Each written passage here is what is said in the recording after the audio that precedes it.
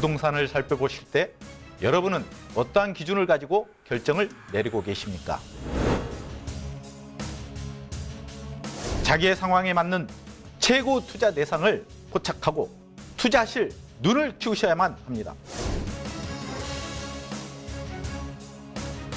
시장은 언제나 어렵고 역사는 반복됩니다.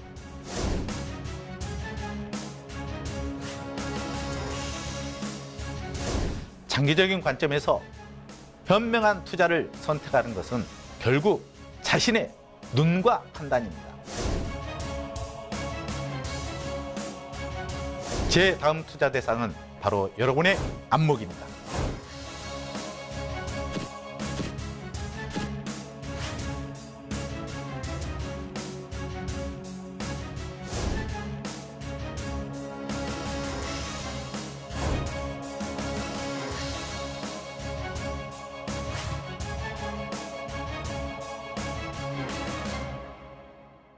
네, 먼저 오늘 함께해 주실 전문가분 소개해드리겠습니다. 오늘은 한국부동산 플랫폼의 안성선 대표님과 함께할게요. 대표님 안녕하세요. 반갑습니다. 네, 지금 경매 시장이 상당히 좋아지고 있는데요. 조금만 우리가 공부를 해서 앞으로 하반기에 경매 시장을 맞이하면 참 좋은 시간이 될 것 같습니다. 네, 오늘 안성선 대표님과 함께 경매에 대해서 조금 더 자세히 알아보는 시간 가져보겠습니다. 첫 번째로 이슈 시그널인데요. 자, 오늘은 어떤 주제로 알아볼까요?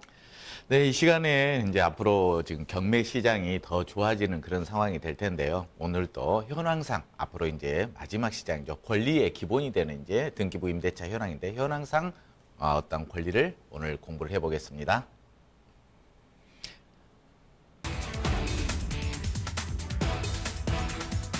부동산 경매란 채권자의 신청에 따라 법원이 채무자의 부동산을 강제로 팔아서 빌린 돈을 돌려주는 강제 집행 절차를 말합니다.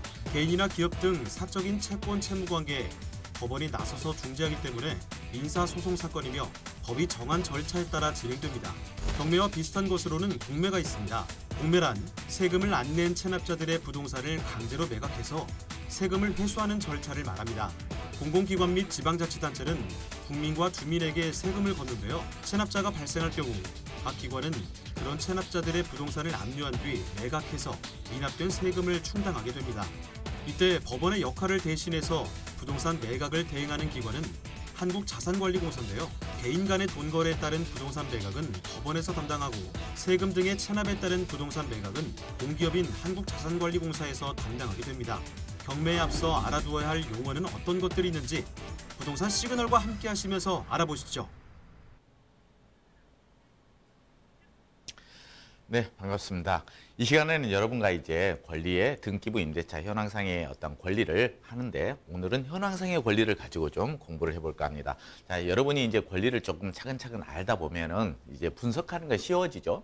권리는 굉장히 쉬워집니다. 하지만 물건 분석이 힘들어지죠. 가장 우리는 경매를 공부할 때는 물건에 빠지는 게 가장 좋습니다. 권리에 빠지는 거는 실제 권리는 해결이 가능하다 이렇게 생각을 하고 여러분이 좀 공부를 해주시면 훨씬 편한 경매 시장이 되지 않을까 싶습니다.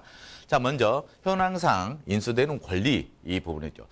일단은 우리가 낙찰받고도 실질적으로 소멸되지 않고 인수되는 권리들이 있죠. 그러면 현황에서 인수되는 권리는 소유권과 별개로 가는 유치권이라는 게 있겠죠. 유치권이 기본이 되는 건 점유입니다. 그 점유 부분인데요.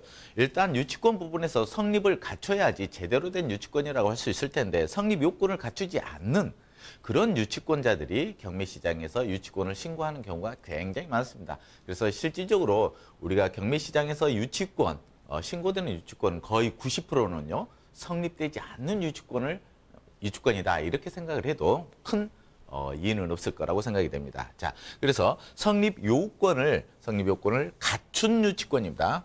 실질적으로 진성인 유치권이라고 생각하셔도 될 것 같습니다. 그래서 진성인 유치권자 같은 경우는 경매 개시 결정 전부터 공사를 하고 공사대금 채권을 가지고 유치권을 주장을 했을 때는 경매 개시 결정 전부터 점유를 하면서 실질적 점유를 하면서 이분은 성립 요건을 갖추고 있겠죠.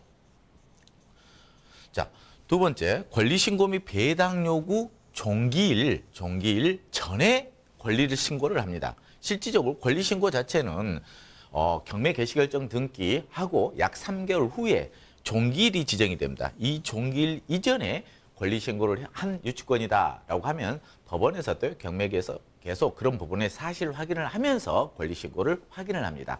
그래서 권리 신고 및 배당 요구 종기일 이전에 유치권 신고된 그러한 유치권들은 진성일 가능성이 굉장히 높다라고 생각을 하셔도 여러분이 그런 상황에서 여러분이 권리 분석을 해도 큰 지장이 없다라고 생각을 하시면 될 것 같아요. 자, 세 번째로 1차 매각기일 이유입니다. 결국은 배당 요구 종기일 이후에 1차 매각일이 지정이 됐죠. 1차나 2차, 3차 유찰이 되면서 실질적으로 이때 권리 신고하고 유치권 주장을 하는 그런 부분이 있는데 이거는 기존에 우리가 유치권은 그래요. 실제 신고되지 않는 유치권도 인정을 받습니다. 신고되지 않는 유치권도요. 그래서 점유를 하면서 진성 여부를 반드시 파악을 해 주셔야 됩니다. 그래서 이런 부분이 진성이라고 하면은 실질적으로 유치권은 성립된 유치권이다라고 생각을 해 주시면 될 것 같아요. 자, 그러면은 성립 요건을 갖추지 않는 유치권은 무엇이 있을까요? 성립 요건. 자, 성립 요건을 갖추지 않는 유치권입니다. 성립 요건을 갖추지 않는 유치권. 자, 여기서 보시면은 공사 진행을 하였던 유치권인데 실질적 공사는 했습니다. 하지만 그 유치권 자체에 어때요? 점유를 상실했습니다. 점유 상실. 한마디로 그 물건 자체가 공사는 하였습니다만은 그때 어때요? 공사를 하다 보니까 이게 경매로 진행되잖아요. 그래서 실질적으로 공사를 진행하는 그분들 입장에서는 어때요? 아, 경매 나가는 물건에서 마무리 공사까지 할 수 있는 사람들은 실질적인 대기업체 큰 건물 아니고는 힘들다는 소리입니다. 그래서 실질적으로 공사를 하다가 경매 개시결정 등기가 돼서 경매 진행 중이다라고 하면은 점유를 포기하고 다른 데로 간다라는 거죠. 이런 부분입니다. 이런 부분은 실질적으로 공사를 했지만 점유를 상실했기 때문에 실질적인 유치권은 가장 기본이 뭐다? 점유다. 점유를 상실하면 유치권도 상실된다. 이렇게 생각을 하시면 될 것 같아요. 자, 공사를 하지 않은 허위 유치권입니다. 실질적으로 어때요? 문제는 여기죠. 권리 신고하고 배당 요구 종기일 이전에 실질적으로 유치권 신고를 했다. 그러면 유치권이 성립된 유치권일 경우가 굉장히 많은데 공사를 하지 권리 신고 및 배당 요구 종기일 이후에 유치권 신고가 들어왔다라는 부분은 실질적으로 경매계에서 등기로 우리가 유치권 신고를 하더라도 접수를 받아주고 공시를 해줍니다. 그렇기 때문에 일반인들 같은 경우는 그 물건이 어때요? 유치권 신고가 되었다는 것만 가지고도 굉장히 부담이죠.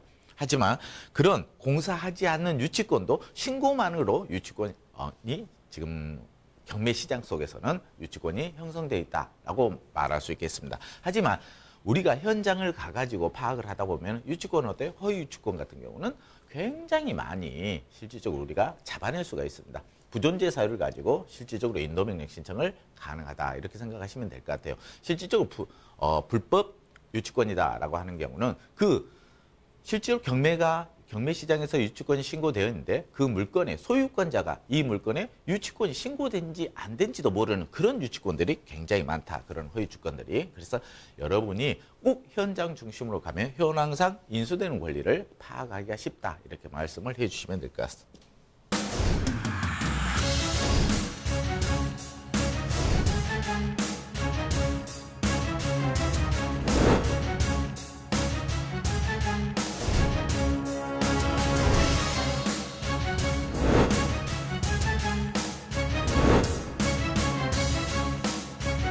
부동산을 살펴보실 때 여러분은 어떠한 기준을 가지고 결정을 내리고 계십니까?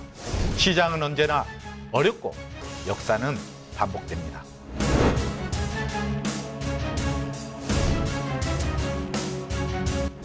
제 다음 투자 대상은 바로 여러분의 안목입니다.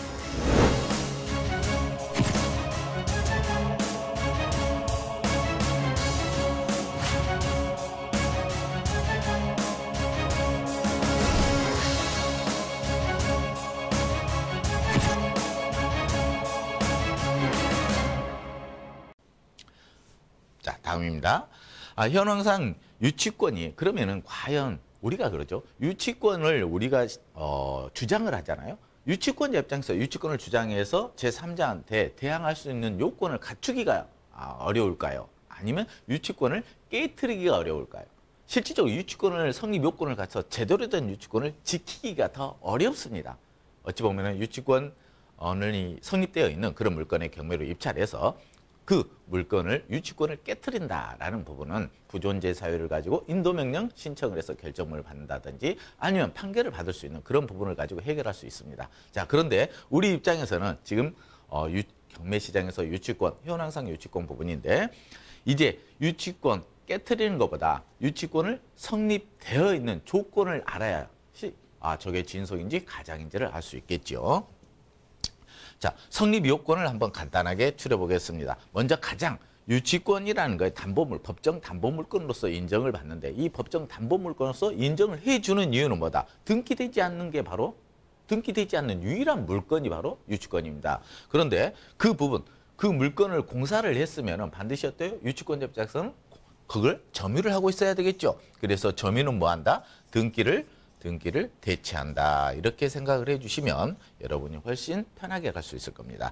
자, 두 번째 유치권의 성립 요건을 갖춘다는 건 바로 결련성이 있어야 한다는 겁니다. 이 결련성은 무엇일까요? 자, 공사대금 채권을 가지고 유치권을 주장을 하는데 결련성이 있다는 거는 반드시 자기가 유치권자가 공사한 해당 물건이어야 됩니다. 해당 물건.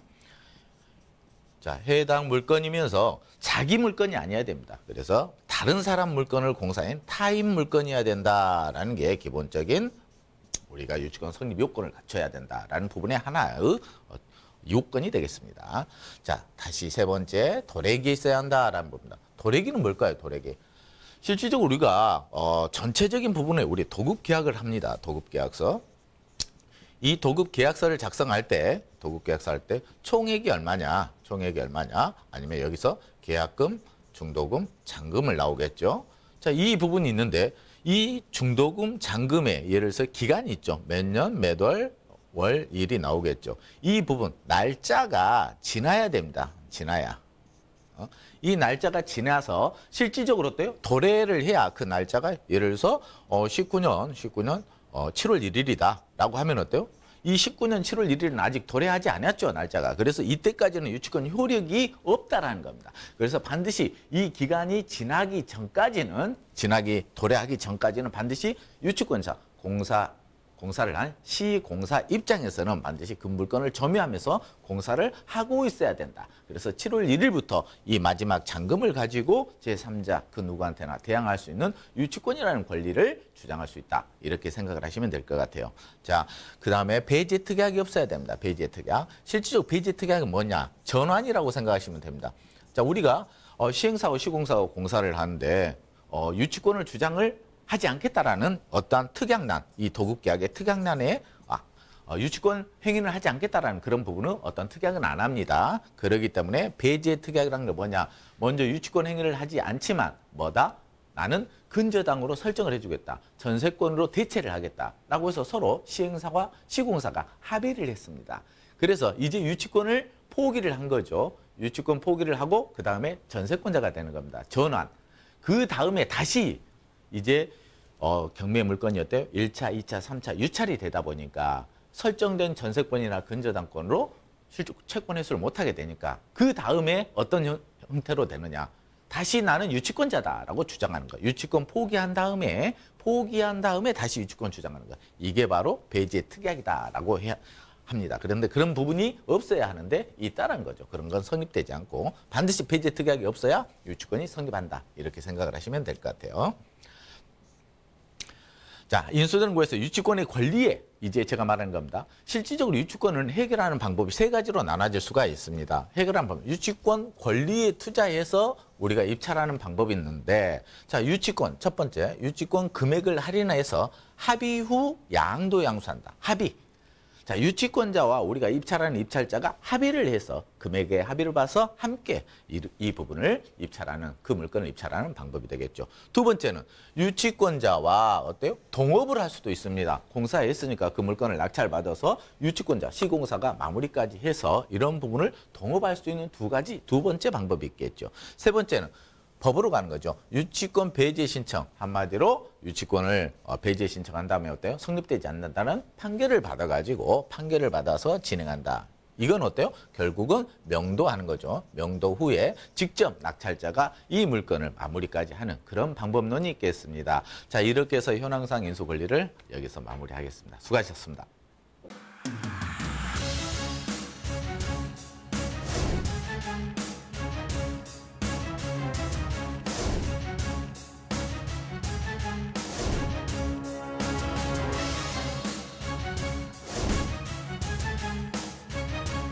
전문가는 제가 아닙니다. 여러분이 직접 전문가가 되어야 합니다.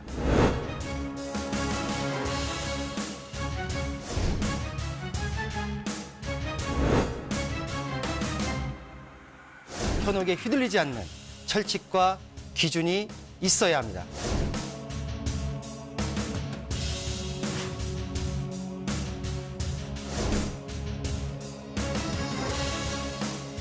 여러분의 소중한 자산, 어디에 얼마나 있는 것이 아닌 어떻게 흘러가는지 파악해야 합니다.